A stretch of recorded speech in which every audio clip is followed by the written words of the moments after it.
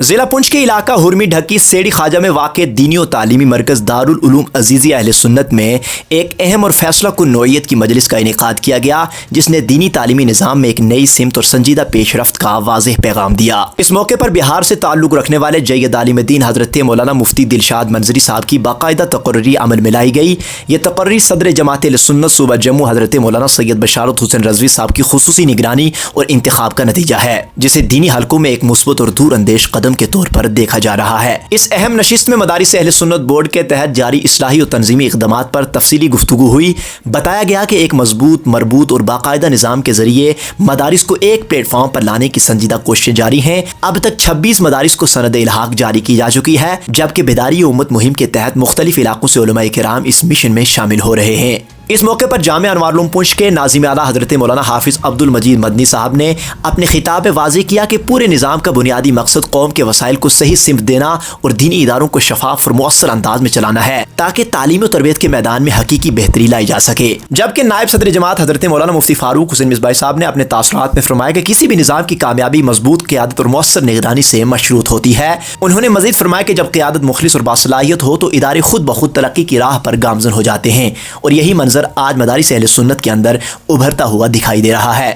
ادارے کی سینئر استاد اور صدر المدرسین حضرت مولانا محمد قمر الزمان قادری صاحب نے کہا کہ دارالعلوم عزیزیہ میں اساتذہ اور ذمہ داران پوری لگن اور احساس ذمہ داری کے ساتھ طلباء کی دینی اور اخلاقی تربیت میں مصروف ہیں، اور ادارہ مسلسل ترقی کی جانب گامزن ہے۔ اسی کے ساتھ ادارے سے متصل جامع مسجد، جو بزرگ اور روحانی ہستی حضرت سائیں فخر الدین ترابی رحمۃ اللہ تعالی علیہ سے منسوب ہے، اس کی تعمیر و توسیع کا کام بھی باضابطہ طور پر شروع ہو چکا ہے۔ انتظامیہ نے اہل علاقہ اور مخیر حضرات سے اپیل کی ہے کہ اس کار خیر میں بھرپور تعاون کریں، تاکہ یہ عظیم مرکز مزید وسعت اختیار کر سکے۔ ناظرین گرامی وقار، یہ مجلس اس بات کا واضح اشارہ ہے کہ علماء کرام اس وقت محض روایتی دائرے تک محدود نہیں، بلکہ ایک منظم، مربوط اور جدید تقاضوں سے ہم آہنگ دینی تعلیمی نظام قائم کرنے کے لیے عملی اقدامات کر رہے ہیں۔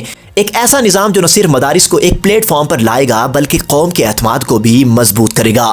مزید تفصیلات کے لیے سنیے جماعت اہل سنت صوبہ جموں کی یہ خصوصی رپورٹ۔ بسم اللہ الرحمن الرحیم۔ آج ہم دارالعلوم عزیزیہ اہل سنت کے اندر یہاں پہ حاضر ہیں۔ الحمدللہ یہ ادارہ دن بدن ترقی کر رہا ہے، اور کافی تعداد میں یہاں پہ طلبہ زیر تعلیم ہیں، اور اس سے پہلے حفظ کی اور قرات کی اور ناظر وغیرہ کی تعلیم ہوتی تھی۔ اب درس نظامی کی باضابطہ گزشتہ سال سے تعلیم شروع ہے۔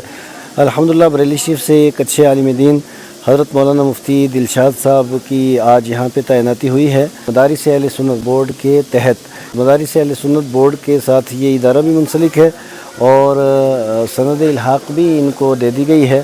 الحمدللہ مدارس اہل سنت بورڈ کے تحت ہی اب جتنے جو مدارس ہیں وہاں پہ اساتذہ کرام کی تقرری ہوتی ہے اور دیکھ ریکھ بھی رکھی جاتی ہے، اور الحمدللہ یہ ادارہ ترقی کر رہا ہے اور مزید ترقی کرے گا۔ یہاں مسجد کی تعمیر کا سلسلہ بھی جاری و ساری ہے، جو کروڑوں روپے کا پروجیکٹ ہے۔ خواجہ صاحب کی نگرانی میں یہاں کمیٹی جو ہے بڑے اچھے طریقے سے کام کر رہی ہے۔ تو جتنے حضرات میں تمام حضرات سے گزارش کروں گا دارالعلوم عزیزیہ اہل سنت کو، اور یہ جامع مسجد ترابی ہے، اس کی تعمیر کے اندر بھی آپ حصہ لیں، اور ہم سب لوگوں کو مل جل کر کے دین کا، سنت کا، سنیت کا کام کرنا ہے۔